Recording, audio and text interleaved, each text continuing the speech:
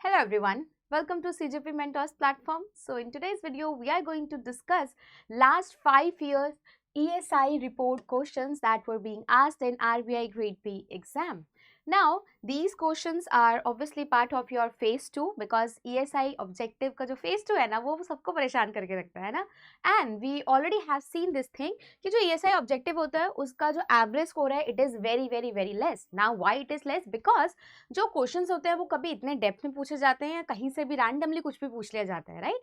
हमें ऐसा लगता है कि रैंडमली पूछ लिया जाता है, बट हर चीज रैंडम नहीं होती है. बट येस, हम अनसर्टेनिटी को बहुत ज्यादा कम तो नहीं कर सकते हैं, but yes, after understanding previous year paper we can actually understand कि ठीक है, ये जो अनसर्टेनिटी है उसको थोड़ा सा कम कैसे करा जाए. Okay, so this is just one perspective of making this video. Okay, we already have created one video on government schemes questions, वो हम सबने देखा. We understood a lot of things कि ठीक है, गवर्नमेंट स्कीम्स बढ़ रही है तो कहाँ पे ज्यादा फोकस करना है और कहाँ पे कम फोकस करना है, right? So with the help of this video also we will understand कि ओके, ईएसआई जब हम रिपोर्ट्स पढ़ते हैं तो हमें कहाँ पे ज्यादा ध्यान देना है और कहाँ पे कम ध्यान देना है. ओके, चलिए let's see everyone, let's see. So 2025 का देख लेते हैं सबसे पहले. सो 2025 में there was only one question. There was only one question from report, and the question was, which of the following is correct regarding Global Forest Resource Assessment 2025? Now see, जब हमने government schemes पढ़ा या जब हमने उससे पहले भी बहुत सारी चीज़ें पढ़ी तो हमें कुछ कुछ समझ आ रहा था कि कहीं ना कहीं इनका फोकस ना एनवायरनमेंट के प्रति भी बहुत रहता है, राइट? अब यहाँ पे इन्होंने क्या बोला है, विच of the following is correct regarding global forest resource assessment report. Now surprisingly, this report was mentioned in October 2000 of PIB. ठीक है, it was mention in the month of October in PIB. And ये जो जितने statement इन्होंने बनाए हैं ना, तो जो PIB में एक पैराग्राफ इन्होंने एक टेबल से दिया हुआ था और वहीं से एग्जैक्ट इन्होंने ये उठा के मल्टीपल स्टेटमेंट क्वेश्चन बना दिया था. ठीक है, एंड 2025 में आपका मेंस कब हुआ था everyone? It held on 6th of December, right? And यहाँ पे देखो अक्टूबर के रिपोर्ट से क्वेश्चन आया था.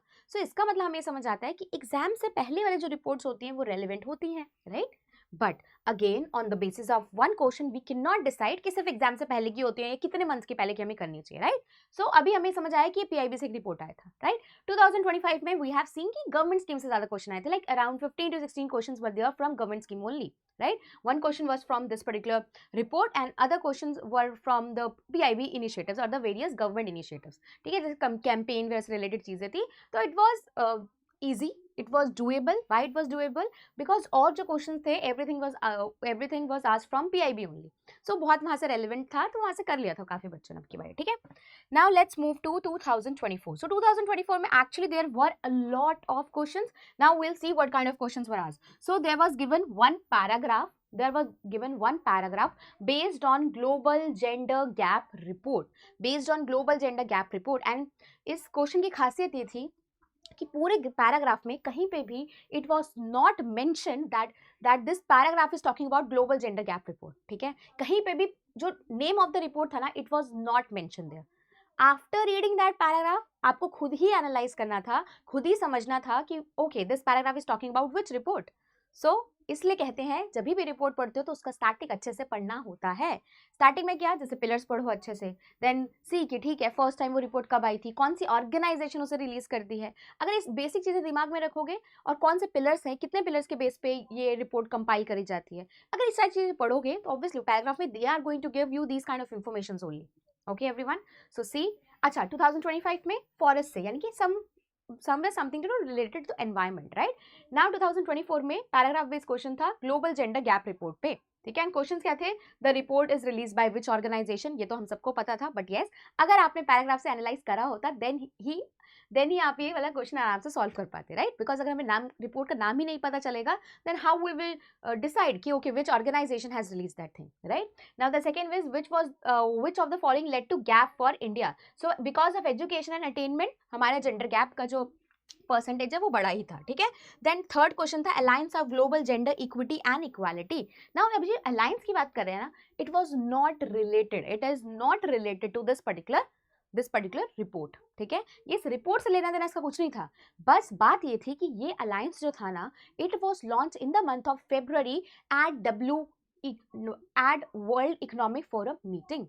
So because this alliance, because it is related to gender equality and it was launched at World Economic Forum meeting, so that's why questions were asked. And अच्छी बात ये थी उस टाइम पे everyone, अच्छी बात ये थी, वैसे दो क्वेश्चन तो बहुत आसान थे, ये हम सब ने आराम से कर लिया होता अगर हमने वहाँ पे आइडेंटिफाई कर लिया होता. एंड यस, एक और बात बताती हूँ, देन आपको अच्छी बात भी बता दूंगी, ठीक है. 2024 में आपका जो मेंस का एग्जाम था, it held I think on 19th of October, 19th या 20th अक्टूबर में आपका मेंस का एग्जाम हुआ था, ठीक है. अब हम अक्टूबर से थोड़ा सा टाइमलाइन भी देख के चलेंगे ना. जून में आपकी ग्लोबल जेंडर गैप रिपोर्ट आई थी, वेरी इंपॉर्टेंट, ठीक है. 2023 में जून, इस रिपोर्ट से 1 नंबर का आपका प्रीलिम्स में क्वेश्चन आया था, ठीक है. 2000, अब देखो जून में था आपका, अक्टूबर में एग्जाम हुआ था. देन क्वेश्चन बहुत आसान सा पूछा, कुछ ज्यादा नहीं पूछा. देन ये जो अलायंस है ना, it was launch in the month of February. And अच्छी बात ये थी कि ये जितना क्वेश्चन यहाँ पे पूछा गया ना, वी उस टाइम, क्योंकि फेब्रवरी 2024 में I used to teach PIB there. So उसमें हमने ये अलायंस के बारे में बहुत डिस्कस किया था and we used to discuss this alliance n number of times. And कुछ स्टूडेंट्स ने मेरे को बाद में मैसेज करके बोला कि मैम आपको पता है जब वो क्वेश्चन आ रहा था ना तो हमारे ना कानों में आपकी आवाज गूंज रही थी. They said to me this thing, why? Because we already discuss this alliance because PIB में mentioned था again, so we covered it thoroughly. Okay, so third question क्या था, alliance for of global gender equality was signed at so location पूछ लिया because world economic forum की जो meeting हुई थी, एनुअल मीटिंग डेवॉस में ही होती है, तो वहीं पे ये अलायंस जो था वहां पे उसका साइन किया था, ठीक है. देन क्वेश्चन क्या था एवरीवन, देन दूसरा क्वेश्चन था, it was also related to this alliance only and correct पूछा था regarding the alliance. And correct वाला कुछ भी ऐसा नहीं था जो हमने डिस्कस नहीं किया था. So the thing is PIB अगर हम अच्छे से करते हैं तो काफी सारी चीजें हमारी वैसे भी कवर होती है, राइट. एंड उसके अलावा रिपोर्ट्स को हम आपको, जैसे ग्लोबल जेंडर गैप रिपोर्ट है, सो इसका कंपाइलेशन तो आपको मिलता ही है, तो आपको उतना परेशान होने की जरूरत नहीं है वैसे ज्यादातर, ठीक है. बट हाँ, हम लोग हमेशा रिपोर्ट्स को लेकर परेशान होते ही रहते हैं. Then again answer the questions 5-7 based on this paragraph. Now this was the paragraph that was given, everyone. This was the paragraph that was given and the report was World Development Report. Now the report was World Development Report. Now this particular report का जो question था, it was bit difficult. These questions were actually very तो नहीं बोलेंगे but हाँ थोड़ा तो difficult था यार ये सब, ठीक है. बिकॉज इन्होंने क्वेश्चन क्या पूछा, अब देखो रिपोर्ट कौन सी है, world development report. And I will show you that in the previous year also इस रिपोर्ट से क्वेश्चन पूछे गए थे. क्वेश्चन क्या पूछा इन्होंने, विच of the following is correct regarding middle income countries. अब प्रॉब्लम ये होती है कि जब भी हम रिपोर्ट पढ़ते हैं low income middle income countries, तो हम इतना ज्यादा डिटेल में चीजें नहीं पढ़ पाते हैं. एंड यहाँ पे इन्होंने स्टेटमेंट में ऐसे बना रखे हैं, at the end of 2023 108 countries were classified as middle income, then 2 out of 3 people still living in poverty in middle income. These countries are home to 6 billion 75% of global population. इसका simple सा मतलब ये है कि कुछ report जो होंगे ना उसको हमें अच्छे से डिटेल में पढ़ना ही रहेगा. We cannot ignore these kind of things, right everyone?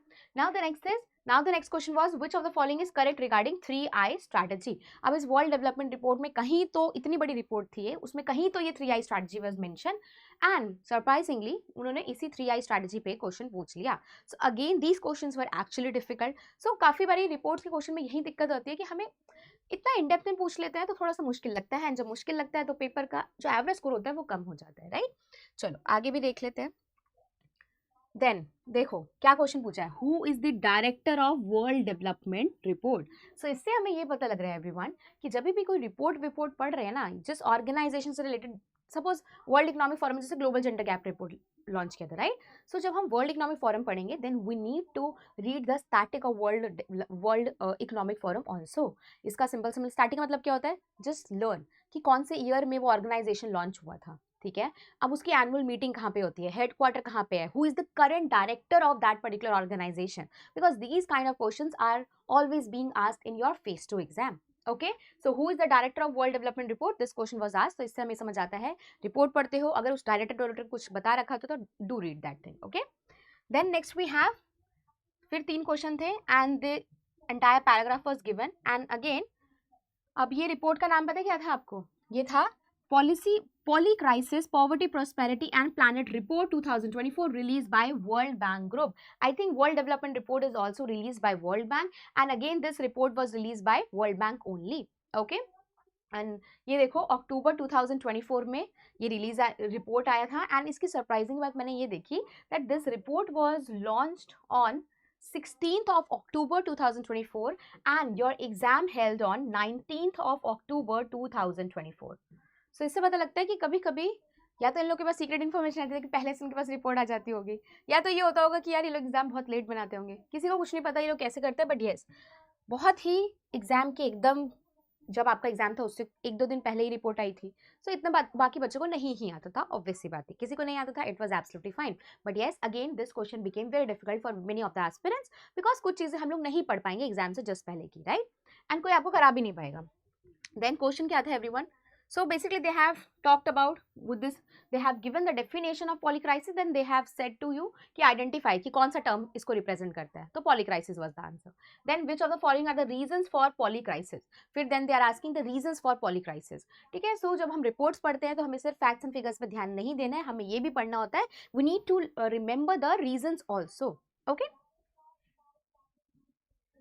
then we have which of the following are long term risk. So उस रिपोर्ट में मेंशन किया होगा, इसलिए उन्होंने पूछा कि इनमें से कौन सा लॉन्ग टर्म रिस्क है। ओके, देन आपने देखा 2024 में कितने सारे क्वेश्चन है, 10 क्वेश्चन तो यहाँ हो ही चुके हैं ना। Then there were 3 question from economic survey of 2024 and surprisingly these questions were more of like incline towards agriculture वाला चीज था, ठीक है। एंड जनरली हमें लगता है कि एग्रीकल्चर वाली चीजें तो नाबार्ड में पूछी जाएंगी, right, but still they have asked these questions. अब काफ़ी बारी लोग मजाक में ये भी बोल रहे थे, बिकॉज 19 अक्टूबर को हमारा इसका पेपर हुआ था, किसका हुआ था 19 अक्टूबर को, आरबीआई का हुआ था, एंड 20 अक्टूबर को ही नाबार्ड का भी मेंस था। So many people are saying कि मे बी क्वेश्चंस एक्सचेंज हो गए होंगे, but we don't know. But yes, इससे हमें ये पता लगता है that we need to be well prepared for each and everything, and at then agriculture is mention in your ESI syllabus, so we can not ignore it, right. So here economic survey is there, ठीक है। सो economic survey में देख लेते हैं everyone. Question क्या पूछा था? Question था which of the following will replace A in the above paragraph. Now the thing was कि अगेन उन्होंने क्या कर रखा है, दे हैवंट मेंशन दैट जो भी उन्होंने पैराग्राफ है it is related to Economic Survey. So उस टाइम पे आपको आइडेंटिफाई करना था एक कौन सी रिपोर्ट है, so it was economic survey. Then which of the following will replace B in the above paragraph, again paragraph based question है, तो the answer was this. Now which of the following will replace C in the above paragraph, that is non farm sector. So again these kind of questions are going to be asked. And फिर एक और पूछा इन्होंने referred survey से related, like while the country is a major agriculture producer being the second largest producer in dash among other crops, so they are talking about crops में हम second largest किस में हैं, right? So these kind of questions are also being asked in your exam, everyone. Now the next is, as per World Economic Forum 2020 World Economic Outlook which is released by IMF, 2024 global economic growth is projected in 2024-25. Now again everyone, your exam held on October 19th, and ये जो आपका World Economic Outlook IMF का जो था, it was in news in the October month only. Okay, now again ये बहुत basic question था, ये हम सबको कहते हैं कि प्रिपेयर करके जाया करो, ठीक है, because they have talked about global economic growth, right. Then 2023 पे आ जाते हैं एवरीवन। 2023 में again I think there were a few questions, we'll see. Now question क्या है, which of the following report has been referred in the above paragraph? So ये exam मैंने अपने पर्सनली लिखा था, तो that's why I know उन्होंने entire paragraph given था, कहीं पे भी रिपोर्ट का नाम मेंशन नहीं था, and it was actually very difficult to identify the name of the report. and मेरे लिए तो डिफिकल्ट हो गया था बिकॉज अगेन मैंने रिपोर्ट्स का स्टैटिक उतना अच्छे से नहीं पढ़ा था। so कुछ रिपोर्ट्स होती हैं जैसे कि जो IMF वर्ल्ड बैंक निकालता है, IMF वर्ल्ड बैंक OECD, इन सब की जो रिपोर्ट्स होती है ना उसका स्टैटिक पढ़ना हमें बहुत जरूरी होता है। ओके, सो अब यहाँ पे क्या क्वेश्चन था, which of the following report has been referred in the paragraph? So the report was world economic outlook. अब देख रहे हो, वर्ल्ड इकोनॉमिक आउटलुक से 2024 में भी एक क्वेश्चन था। Now they have given the entire paragraph on this particular report. Okay, तो एक क्वेश्चन तो यही था कि आइडेंटिफाई कर लो भाई। दूसरा क्वेश्चन था the growth of advance economies. So growth of advance economies यानी कि इन रिपोर्ट्स में ऐसा होता है, advance economies then emerging economies का ग्रोथ रेट दिया रहता है, then we need to read these kind of things also. Okay, then which of the following is a mission of IMF? अब देखो रिपोर्ट थी IMF की, so that's why they have asked you to identify the mission of IMF। सो यानी कि इससे क्या पता लगता है, कोई भी ऑर्गेनाइजेशन हो उसका स्टैटिक पढ़ना is important everyone, right. Now the next question was the world economic outlook database and publication are updated and published twice a year, usually in which month? So usually in April and October it is released, and again this is part of your static of the report only, right? Then we have the WTO was established on, so again इसमें भी यही था कि उन्होंने ऐसे सीधा नहीं पूछा था, उन्होंने बहुत बड़ा सा पैराग्राफ दिया था, फिर उसमें घुमा फिरा के पूछा था कि ठीक है बता दो WTO का एस्टैब्लिशमेंट ईयर क्या है। देन दोहा डायलॉग जो था उसके बारे में भी क्वेश्चन था, Doha Development Agenda was held in which year. So these kind of questions they are asking. So basically जो आपका इंटरनेशनल इंस्टीट्यूशन का चैप्टर है ना ESI का, उस पे भी हमें ध्यान देना है, we can not ignore that chapter. Okay, then question क्या था, WTO डायरेक्टर जनरल। सो इसका सिंपल सा मतलब है एवरीवन, कोई भी ऑर्गेनाइजेशन या इंटरनेशनल ऑर्गेनाइजेशन है ना, आपके सिलेबस में जितनी चीजें मेंशन है, do read the static and do read about the current director and director general of that organisation. Okay, चलो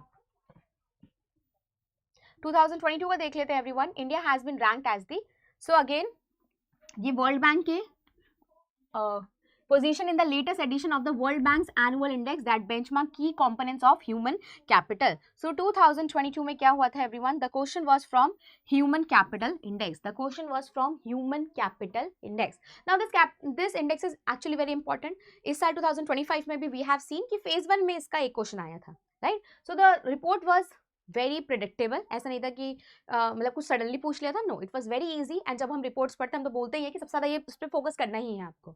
now in the referred index India has been ranked at, so इसमें India की ranking पूछी है, very easy question was asked, right. Then इन्होंने क्या पूछा था, second question देख लेते हैं। The 2020 human capital index update includes dash data for 174 countries. So it includes health and education data of children for 174 countries. So basically you just need to fill this paragraph and I think the questions were actually very easy from this report. But yes, 2020 की report थी, अब हमें लगेगा कि यार exam में तो नहीं पूछेंगे, बट yes see, इससे हमें ये पता लग रहा है कि सिर्फ हमें टाइम फ्रेम पे नहीं जाना है। अगर कोई इंपॉर्टेंट रिपोर्ट है तो वो हमें करना रहता है। एंड जब हम आपको कंटेंट प्रोवाइड करते हैं with respect to report specifically, तो हम वहाँ पे मेंशन करते हैं ये सारी इंपॉर्टेंट रिपोर्ट्स जो होती हैं। ओके, सो इससे हमें ये भी पता लगता है कि कभी कभी हमें सिर्फ टाइमलाइन पे ध्यान नहीं देना है।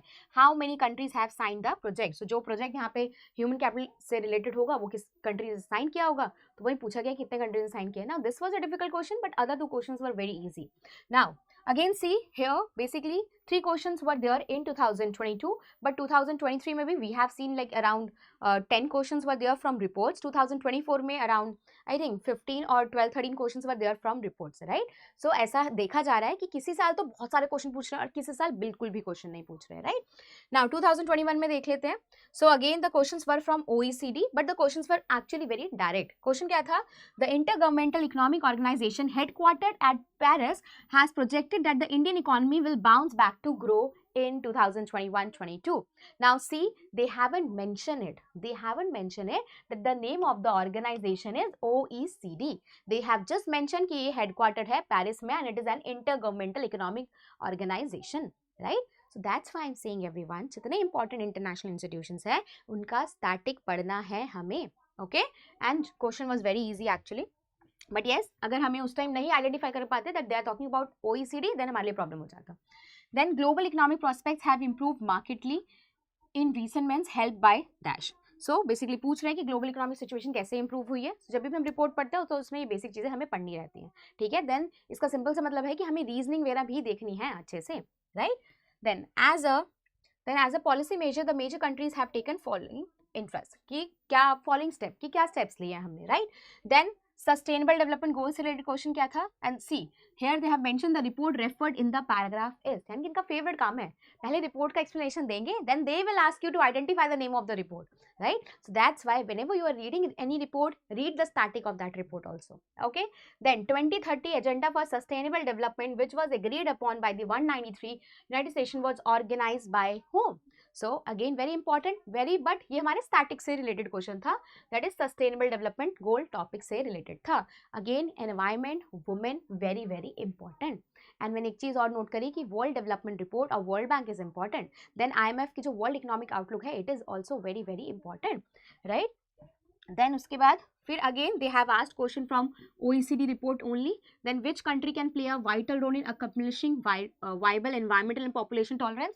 Again these things were mentioned in the report, so that's why they have asked these things, right? So advantages of foreign trade and investment, it was a very direct question, ये तो हम बिना पढ़े रिपोर्ट के पढ़े भी कर सकते थे, right? Then they have asked as per the economic survey India's real GDP to record 11% growth, I think उन्होंने real GDP पे ही क्वेश्चन पूछा था। Then they have talked about the trips, अब क्या है, recent at trips of TRIPS Council of WTO, the waiver proposed by South Africa and India was for what purpose? So यानी कि important international initiatives जो India लेती है दूसरी countries के साथ मिलके, हमें उसके बारे में भी अच्छे से ध्यान रखना है, right? So these are the questions that were being asked. Now see again, in 2021 around 10 questions were asked from reports, right? Then in 2022 only 3 questions were asked. Then in 2023 around 10 questions were asked. Then in 2024 around 13 to 14 questions were asked. Then in 2025 only 1 question were there from reports. So after analyzing, after understanding all these things, one thing we can understand is कि report का relevance, it is changing every year, right? अब जैसे 2024 में 13-14 questions थे तो हमें लगा होगा कि अब 2025 में सिर्फ रिपोर्ट से पूछा जाएगा, ऐसा नहीं था, है ना? So it is changing. But क्या हम ये एक नंबर देके अभी हम ये सोचेंगे कि नहीं अब तो हमें रिपोर्ट्स पे इतना ध्यान नहीं देना चाहिए? No, because past year trend ये कहता है कि रिपोर्ट से क्वेश्चंस तो आ रहे हैं, राइट? सो इसका इस पूरी वीडियो का कंक्लूजन क्या है? इस पूरी वीडियो का कंक्लूजन ये है, read the report of international institutions thoroughly. World economic forum हो या IMF हो, ठीक है, या हमारा 3 ऑर्गेनाइजेशन का मैं हमेशा नाम लेती हूँ, एक world bank, world economic forum and yes IMF. These 3 institutions are very very very important. कौन कौन से इंस्टीट्यूशन बोले मैंने everyone? IMF, okay, world bank, and then we have World Economic Forum.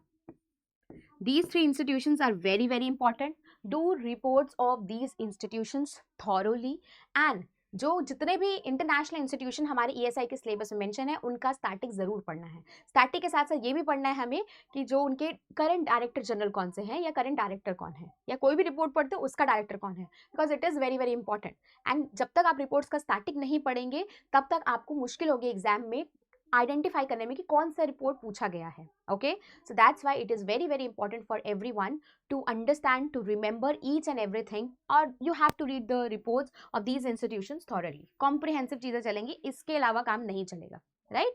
So reports पढ़ते हो, उसका स्टैटिक अच्छे से पढ़ना है. You need to focus on these institutions. And इसके अलावा अगर कोई भी रिपोर्ट है which is related to the environment, which is related to the women, then वो रिपोर्ट्स भी हमें करनी है. ओके, अगर इसके अलावा और कौन सी रिपोर्ट्स करनी होंगी? जो रिपोर्ट्स PIB में मेंशन होंगी, और वो रिपोर्ट जो आपके एनवायरमेंट या कहीं ना कहीं वुमेन से रिलेटेड होती हैं. Okay, so these are the things that you need to do everyone. And अगर हम अब टाइम फ्रेम की बात करें तो आगे आते गए रिपोर्ट्स में हमने ये भी देखा कि हर रिपोर्ट का ऐसे कुछ टाइम फ्रेम नहीं है. कोई रिपोर्ट 2 साल पहले आई थी but still it was being asked. But ये भी बात है कि 2 साल पहले जो रिपोर्ट आई थी अगर वो पूछे गए थे तो वो रिपोर्ट बहुत इंपॉर्टेंट थी, जो जब भी कोई भी बच्चा पढ़ेगा उसको भी बताया जाएगा that you have to read these reports no matter what, कि चाहे वो 2 साल पहले ही क्यों नहीं आई थी. Okay everyone, so the thing is timeline इतना ज़्यादा तो रिपोर्ट्स में नहीं है. इससे हमें ये समझ आ रहा है कि एग्जाम से पहले जो रिपोर्ट्स आती है वो तो रेलेवेंट होती ही है, बट ज़रूरी नहीं है कि एग्जाम से जो 1 साल पहले रिपोर्ट आई थी वो रेलेवेंट नहीं है हमारे लिए, right? So basically the reports of these institutions are going to be relevant, चाहे वो साल भर पहले है हो चाहे 2 साल पहले है हो, right? IMF, world bank, world economic forum. Okay, चलिए, that's it for this particular video. All the very best and always remember you deserve all the best things of the world. You will get each and everything. You just have to trust yourself and yes, सब अच्छा होगा. All the very best. God bless you all. अपना ध्यान रखो.